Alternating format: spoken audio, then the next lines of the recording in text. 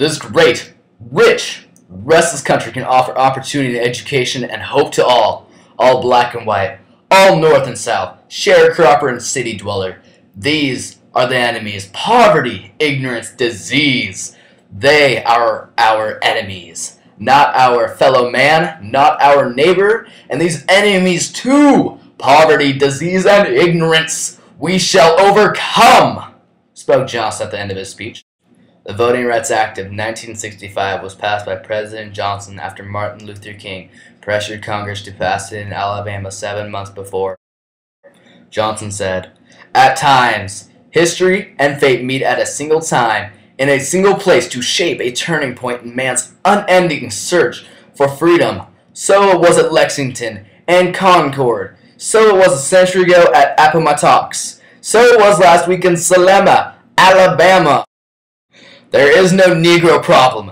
There is no Southern problem. There is no Northern problem. There is only an American problem," said Johnson later in his speech.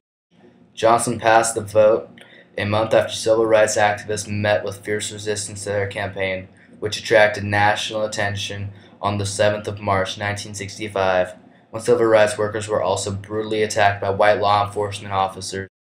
Many of the issues of civil rights are very complex and most difficult, but about this, there can and should be no argument. Every American citizen must have an equal right to vote. There is no reason which can excuse the denial of this right. There is no duty which weighs more heavily on us than the duty we have to ensure the right, President Johnson informed. Yet the harsh fact is that in many places in this country, men and women are kept from voting simply because they are Negroes, announced Johnson during the middle of his speech. He announced that his Attorney General Nicholas Katzenbach would only initiate lawsuits against 4 states that still required a poll tax to register as well. Although King called the law a great step forward in removing all of the remaining obstacles to the right to vote, he noted the ballot would only be an effective tool for social change if potential voters rid themselves of the fear associated with voting.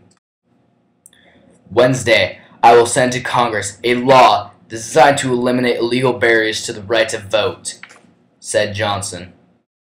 "But even if we pass this bill, the battle will not be over.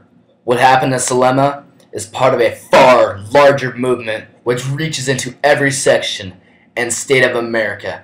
It is the effort of American Negroes to secure for themselves the full blessings of American life," said Johnson.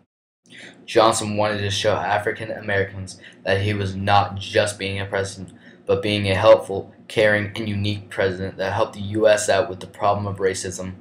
President Johnson helped to end this issue, along with Martin Luther King at his side, although not legally considered to be.